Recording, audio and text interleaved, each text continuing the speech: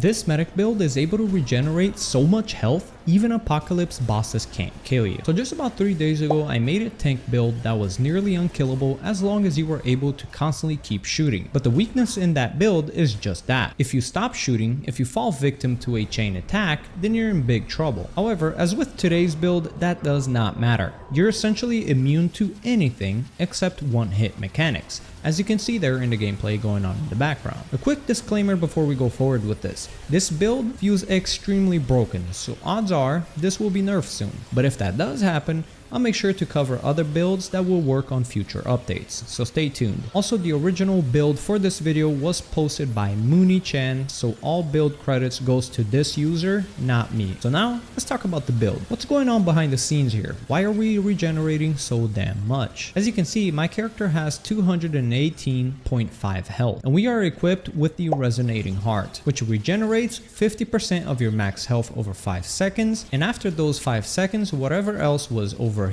will be doubled and then will be split across 20 seconds and regenerate you for that much. So then we combine the Nimu's Ribbon and the Ring of the Forest Spirit combined with the Benevolence Medic perk. And that brings our Resonating Heart to now 90% regenerated of my max health. So every time I use the relic at full health, pay attention to that, this is important, you must already use it at full health, so that every bit of healing counts as an overheal, and then it gets doubled. And on top of that double, we have a 20% healing increase from the relic fragment and a 50 extra healing from the medic trait. And this, what you're seeing, is the result of all of that added up, leading to such an out of control health regeneration that it pretty much allows you to become immune. This is not an exploit or a bug, it's just an oversight by the developers that I'm sure is going to be nerfed soon. Now that you understand what's going on in the background, let's go over the build. Starting off with the most important piece of this build is the relic, in which in this case we want to use the Resonating Heart, and you also want to use the health increase fragment as well as the healing effectiveness fragment and the damage reduction fragment, just to get us to that 80% damage reduction cap to really secure our immortality.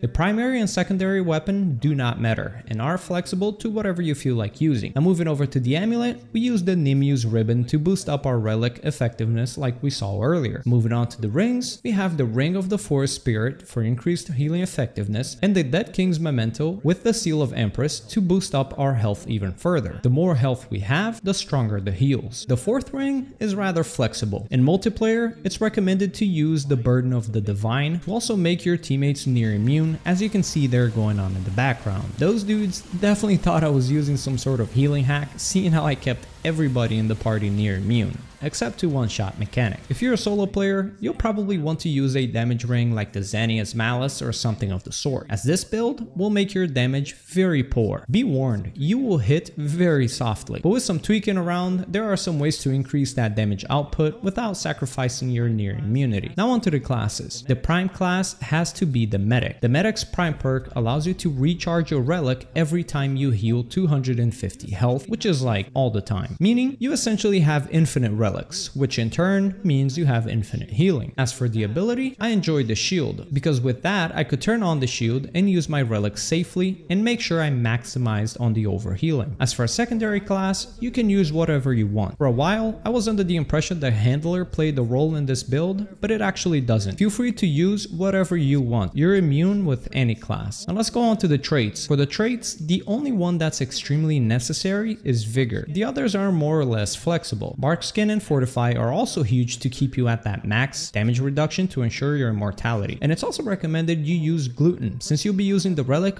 all of the time. But personally, I don't have gluten, so I didn't use it. So all in all, let's go up against Fairing and talk about how to use this build. Because if you don't use this build how it's meant to be used, you'll be squished like a pancake in no time. Alright, so we're ready to go. It's time to beat some ass. I'm literally just gonna use brass knuckles. Gonna pop a couple syringes here just to mess around. And yeah, I'm just gonna punch him down, dude. That's how overpowered this build really is. So as you can see, I'm just using Challenger here as a secondary class.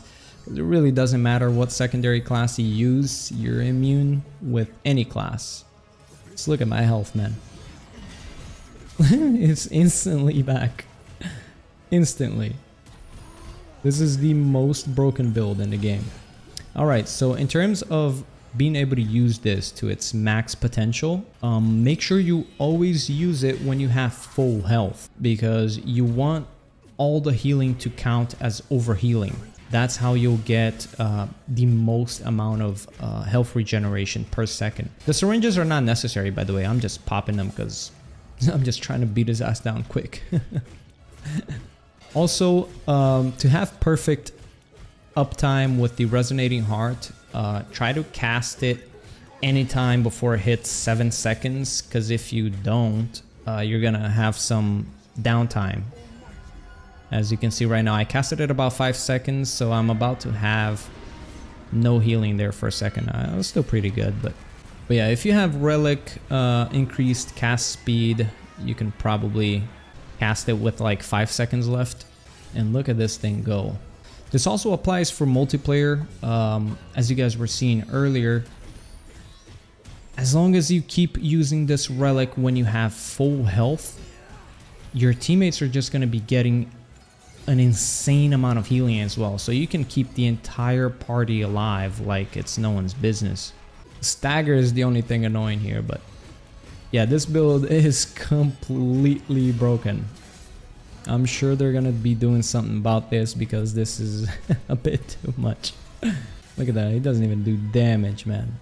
So again, the key points are always to make sure you cast this when you have max health, and make sure you cast it before it hits 7 seconds. When I say before it hits 7 seconds, what I mean is at the bottom of the screen there, I don't know if you see it, but there's the resonating heart icon on the right side, how it's at 11 seconds now, 10 seconds, 9 seconds. That you should always cast your relic before it hits 7 seconds, because look at it.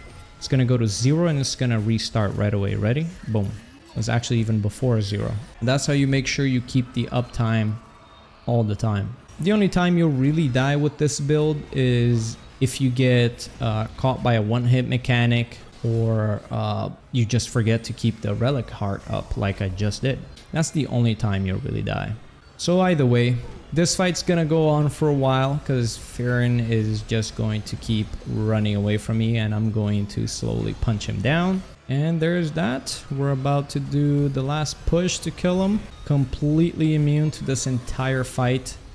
I wonder how this build would work out against a really tough boss like Cancer or Venom or something like that, but I don't want to have to re-roll all of Adventure just to test that out. So if somebody wants to test it out, let me know in the comments. And that'll be the video for today.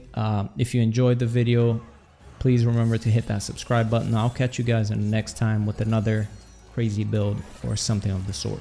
Peace out, guys.